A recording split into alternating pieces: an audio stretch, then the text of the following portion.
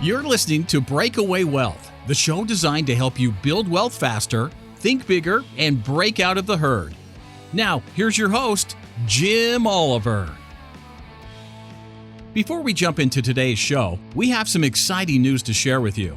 Our brand new online community platform is now live.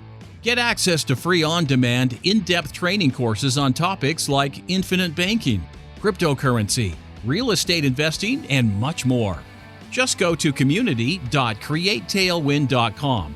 That's community.createtailwind.com, or check out the show notes of this episode to find the direct link to request to join the community. Now, on to the show. Welcome back, Breakaway Wealth. I'm your host, Jim Oliver, and today I have a great client and friend and member of CreateTailwind, Greg Chaplain. Welcome, Greg. Thank you, Jim. Pleasure to be here today. So, Greg, we're kicking this off because it's really a success story kind of recap and just going and sharing with the audience, you know, maybe your journey a little bit into infinite banking, financial freedom. We'll just go and see where all this kind of takes us. But just to start out, just kind of give everybody, tell us a little bit about yourself and your background, just to start. Sure. I'm 58 years old. I started my career in the corporate field for about 15 years, and then I'm just now in my 20th year in residential real estate. So I came into the industry about 2005, and I started a team in 2009, so that's been 15 years now that I've been running real estate home team here in Norfolk, Virginia, Virginia Beach area of Virginia, Southeast Virginia. And so I'm managing anywhere between 10 and 15 people between agents and staff, and we develop agents, and we're into high production because we're a very transient market. So that's kind of our lane, you know, in real estate is residential real estate. Awesome. So as it's more, so that's great, Greg. And you know what, I think we talked about that the first time you were on the show, just breaking away from the herd. That's right. And it's awesome that you've been able to do that. And I want to talk about specifically kind of your IBC journey and, what financial challenges motivated you to start using IBC? I would say, Jim, because I had been in real estate for a couple of years. So I'm just now about my 5th year working with IBC. So I was in real estate for, 15 years or so building, and we started, accumulating some wealth, and I didn't know what to do with it. Right. I mean, I knew the traditional things, right? Most real estate agents either buy rental properties or they put it in the stock market or something like that. And, I was doing that, but I was kind of looking for something else too. I knew there had to be something else out there. I just didn't know what it was. The other challenge that I had that I didn't really even recognize as a challenge initially was taxes. Right. And man, I tell you, finding a way to get, far more tax invisible has been a real blessing and a real a bonus, because it wasn't something I was necessarily looking for. Right.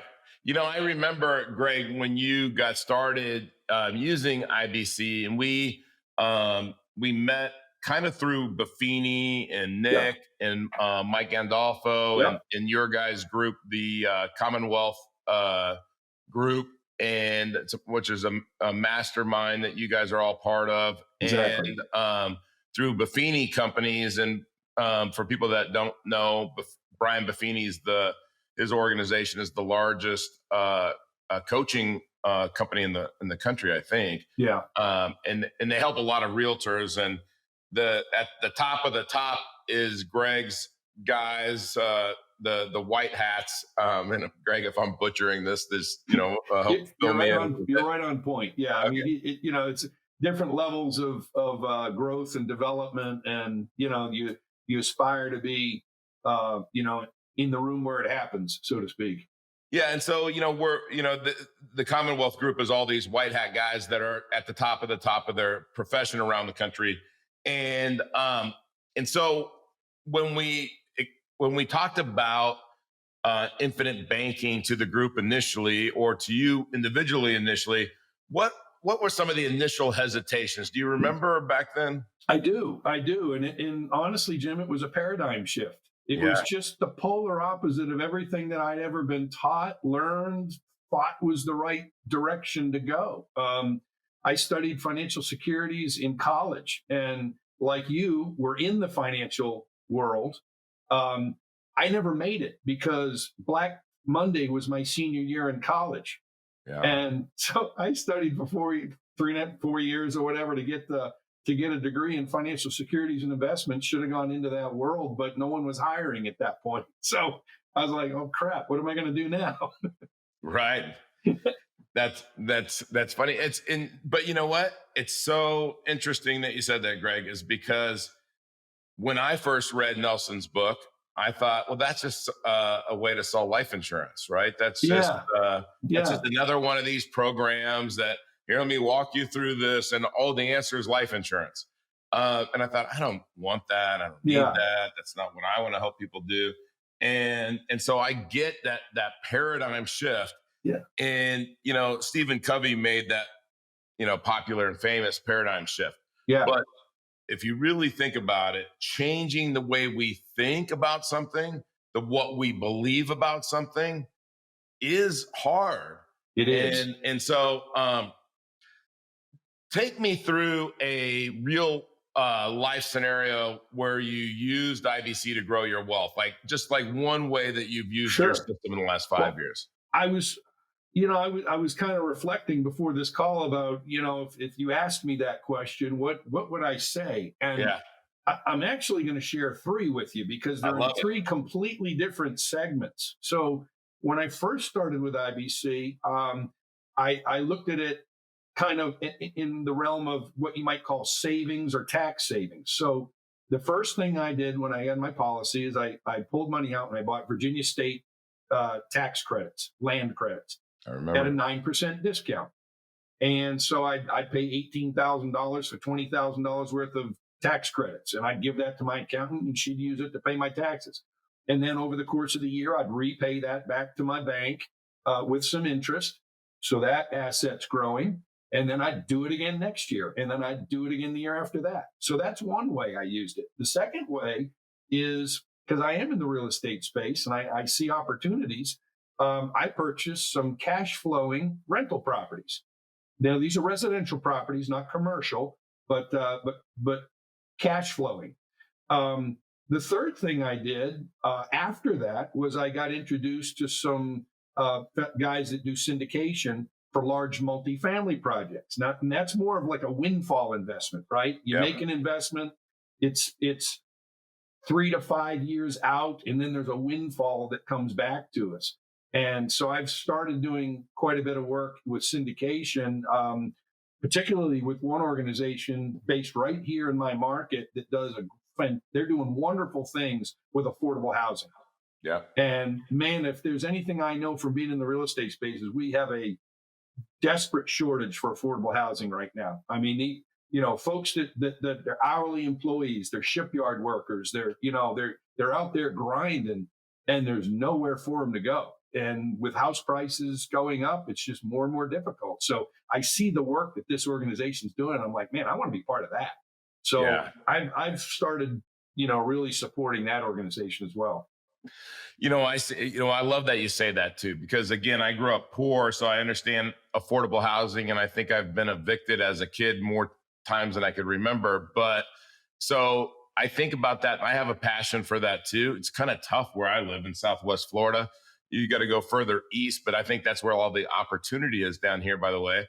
Yeah. And that affordable housing, but then also being in Florida too, I see people at the last quarter of their lives, right? And it's that assisted living, like there's such a need for both of those things, but affordable housing, we have to have some answers to that. And I really feel like when you're trying to serve the people in your community, that's one way of doing it. It's one way of doing it. Yeah. And it's my way of doing it because I'm in that space, right? I'm in residential real estate. So that's where I can serve. Yeah. Well, and one of the tenets in The Richest Man in Babylon is invest in what you know. That's So right. when you know that, it makes sense to invest in it. But also, I remember I was interviewing a guy that did mobile home parks a few years ago. And one of the things that impressed me was at a Christmas party every year, had a summer barbecue every year for the 4th of July. He made them like where they were proud to live in that mobile home park, right? Yeah. And I really thought that was I really liked his heart when it came to that.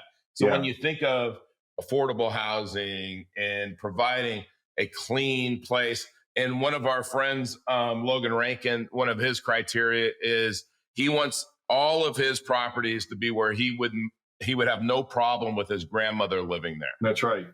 Yeah. And I love that heart too. Yeah. Because everybody kind of thinks, and the reason I'm bringing this up, Greg, is that when somebody says, well, then I'm the landlord and I've got this negative thought of a landlord because when I was a kid, the landlord was the one that came in and evicted us. Well, couldn't be further from the truth. Right.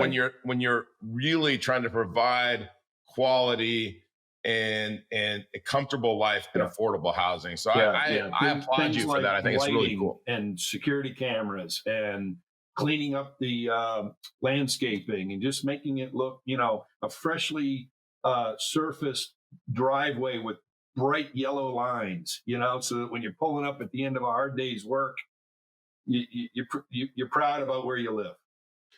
Absolutely. I mean, everybody wants that. Our needs. One of the things is to be proud of where you live.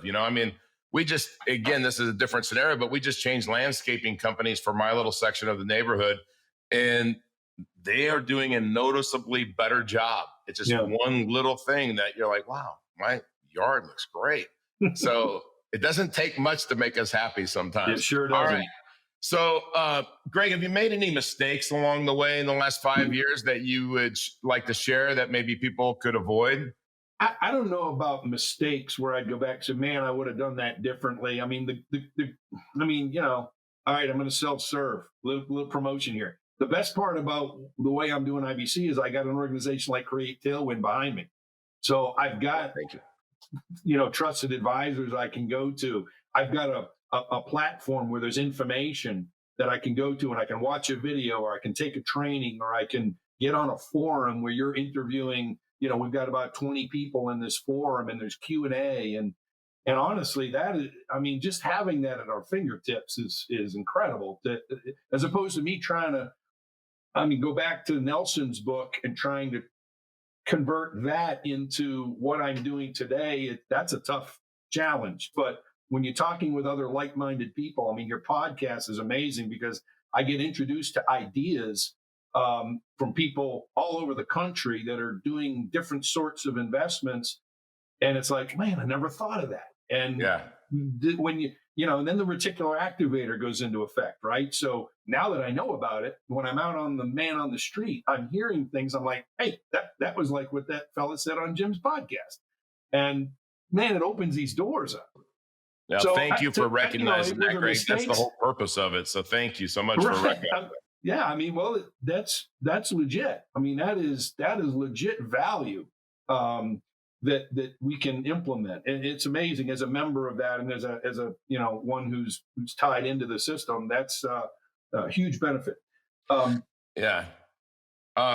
funny is you talk about just ideas, right? And there's all kinds of different ways that I get ideas, but I was talking to this guy who, I don't know if you would call him a watch broker or he flips watches or whatever, but he's got this thing where he goes and he finds people that are selling watches. And the reason it came up is this time of the year is really, I didn't realize this is a big opportunity to buy watches, used luxury watches, Rolex, and all those other brands, right? Everybody knows Rolex, but that's probably obviously the most popular one. That's the moniker, yeah. But it's tax season. So people got to pay their taxes. Heck, I got to sell my Rolex. I got to sell it quick, right? So, he said, I can buy, and he doesn't I mean, sometimes he's buying like really, really expensive watches, but most of them are between $1,000 and $10,000. Right. But then he's selling them for 30 to 50% markup. Yeah. On these other sites where, the thing's polished, it's got all the authentication stuff and everything. And he's like, yeah, I'm getting like 30 to 50% every week to 2 weeks. Wow. And I'm thinking, that's pretty good. So I just said, hey, would you share with me how much money you're making? He goes, probably about 150 grand a year. Just it's a hobby. Now, a lot of people would love to have that income, not as a hobby. Yeah. He spends 1 to 2 hours a day doing it. And so like, it was just like, that is an opportunity, right? It is. And again, I'm not telling everybody to go out and start flipping watches because I have no idea how to do that. No, because invest in what you know, right? You invest in what you know. And this guy, I guess, has a affinity for watches, and maybe somebody in the audience does. So when Greg, because I remember back, and I don't want to steal your thunder on this, but your journey in the very beginning on funding is a really typical way of changing that paradigm. But talk to people about, like, when you said, okay, I can't blow this thing up. I've been trying to kind of blow it up and say it doesn't work or it's not going to work for me. So I'm going to get in, but I'm going to dip my toe a little bit. And so just talk about funding and that whole approach. Sure. Yeah. And to your point, I mean, I'm what's called a kinesthetic learner. So I learn by doing, right? Yeah. So that's what speaks to me. You can show me, I can read about it, and I'm not going to get it. But if I do it, I get it. So I did take a little bit of a leap of faith, and said, okay, like I'm going to start with a policy. And immediately when I implemented the policy, I'm like, oh, I see how it works now. And once I made an investment in the tax credits or whatever it was, and then paid it back, and I watched the asset, I'm like, okay, I see the money, how it flows now. I see how it, the movement of money, the velocity of money is how you refer to it. And it's exactly what it is. So I don't know. What was the second part of that question? Well, I just think, is there any tips or strategies that you would share with the audience? Well, yeah, again, because of the way I learn, I had to do it in order to learn it. Now, other people might learn differently, and that's wonderful, but I had to do it. So I did have to implement before I really started to understand it. I smile and I keep commenting about stuff because, again, I've done this so many times with people, but I've also done it for so long with myself. And so I understand exactly what you're saying. And people that are sitting there contemplating whether infinite banking is right for them or not, they know what you're going through. But since they're trying to figure this out, like, sometimes you get somebody that'll tell you something about infinite banking that's not really involved, doesn't know what they're talking about. And you can get these misconceptions. Any misconceptions that you think people have about IBC that you want to clear up for them? I mean, yeah, a couple of them that have come my way as I've explained to folks what I'm doing. And some folks are somewhat familiar with it, but they don't really understand how it works. They've heard of it. I hear there's these banking systems and IBC, but what does it all mean? But some of the objections I've heard, now, as I said, I'm 58 years old. I've heard this from people in their 40s when they say, it's too late for me to start. Yeah. Okay, that's it. Yeah, I wished I would have known about this when I was 21, but it's too late for me to start. And I completely disagree with that. I think that it's never too late to start. I've got years in front of me, and I'm going to put myself in the best possible position as I can over these next several years to provide. So that's one of the biggest ones. It's things like that. But as I've learned, I cannot be in the convincing business. Yeah. I can do is offer it and share it and point back to CreateTailwind or resources that I have, whether it's Nelson's book or something like that, as opposed to me telling them or trying to convince them that this is something they should look deeper into. All I can do is make the information available to them. And you kind of just gave in a nutshell what Create Tailwind is all about. And it's just educating people about financial freedom, about cash flow, about freedom in general, about infinite banking concept. And but it's the method. It's just education. That's We're right. just going to educate you until you figure out if this is right for you or not right for you. And I really like that because I've never thought that I've been a very good salesperson. And but I can educate somebody and teach them something that I've learned and that's changed my life. And I don't feel like, it's like if somebody came to me, you'll appreciate this. If somebody came to me, and they have here in the last couple of weeks, and and said, "Hey, Jim, we've got this neighborhood where you say you want, a boat in the back of your house, and you want a great golf course, and you want it centrally located, and you want this, this, and this."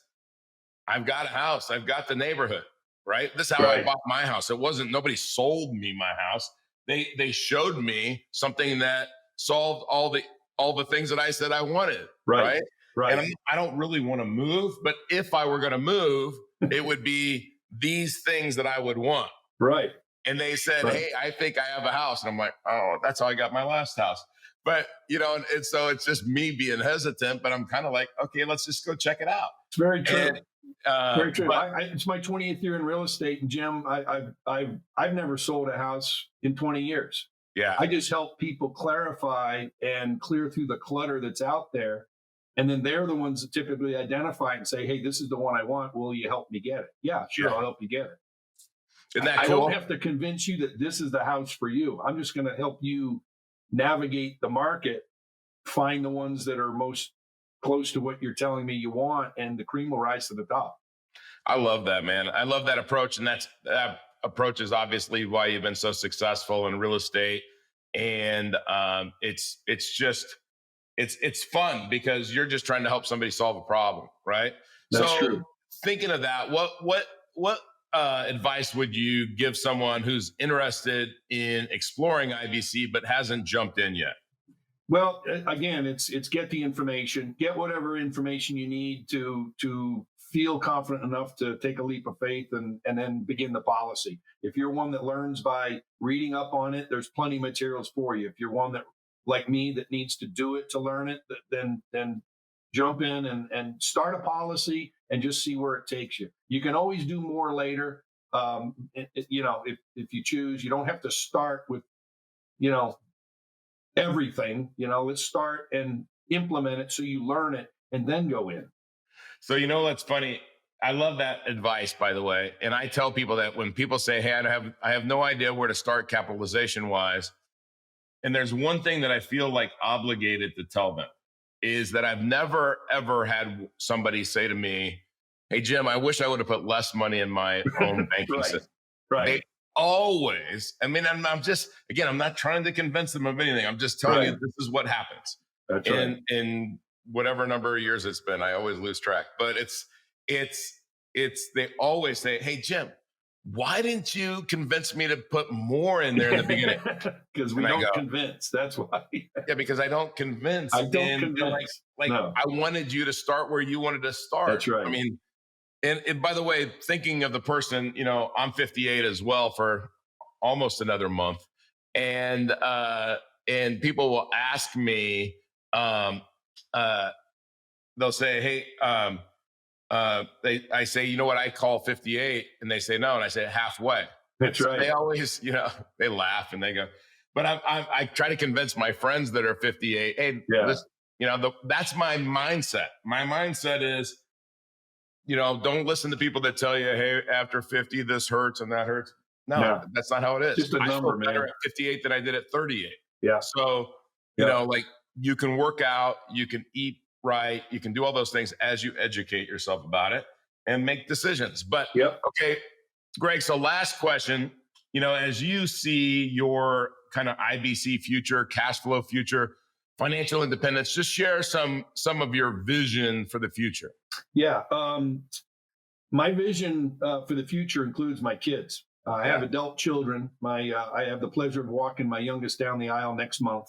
Nice. And, they're wonderful kids, wonderful young people, and my vision for the future is to include them in IBC. So they've heard a little bit, but again, I'm not trying to push it on them or convince them. I want them to, but I'm providing the information for them. And so my dream is not only to put policies on my children, those will be the next 2 policies I purchase, but to get them involved with it as well.